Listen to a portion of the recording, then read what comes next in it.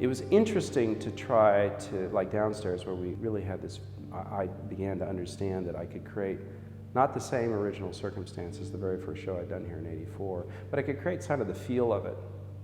And in that context, what otherwise would seem like disparate and maybe even contradictory, maybe a little too much work surrounding it on the walls, suddenly became part of that field in a way that the original show, Major During Standing and Squat, sort of held together, which was similarly some things subservient to the overall program and some things quite individual. And that's kind of what we try to do downstairs.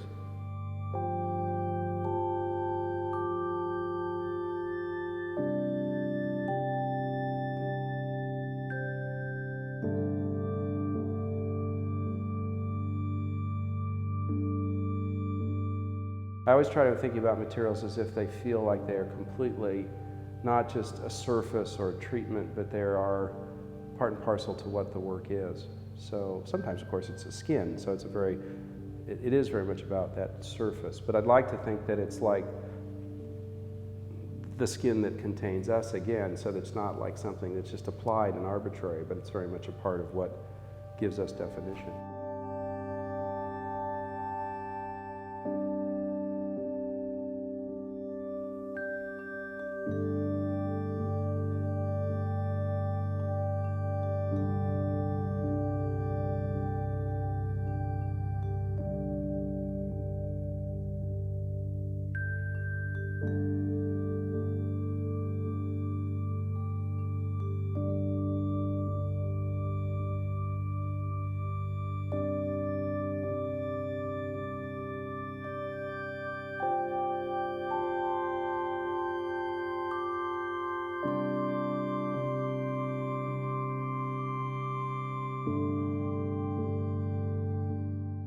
Preoccupation I have in my work with the insides of things and the inside and outsides of things and the threshold between, our kind of relationship to that physically and psychically, so that you're thinking about, it's a physical reality, the sculpture is, but you're something that the sculpture is also large enough to walk around or force you to walk around and sort of understand it not only as an object, but understand it as some kind of completion of some psychic interaction as well.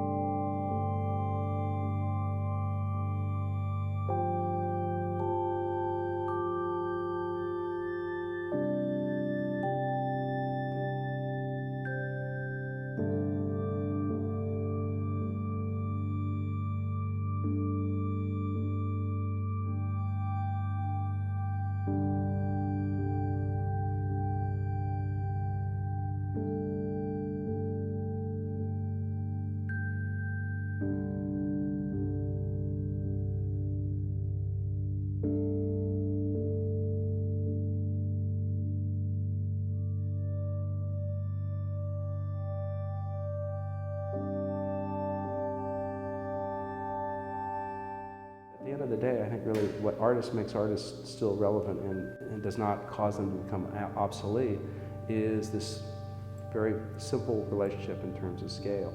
I think it's also a little bit like what we experience when we go into a museum, when we see an artist's work, is what we see as is what we're looking at is one life lived by somebody in this aesthetic manner.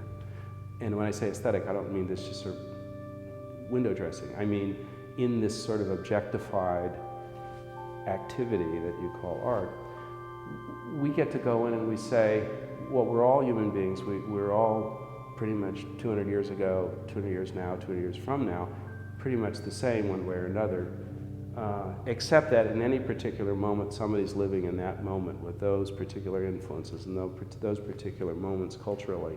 And that has come out as an experience on part of one person whose job it is to translate or to objectify that experience in this art.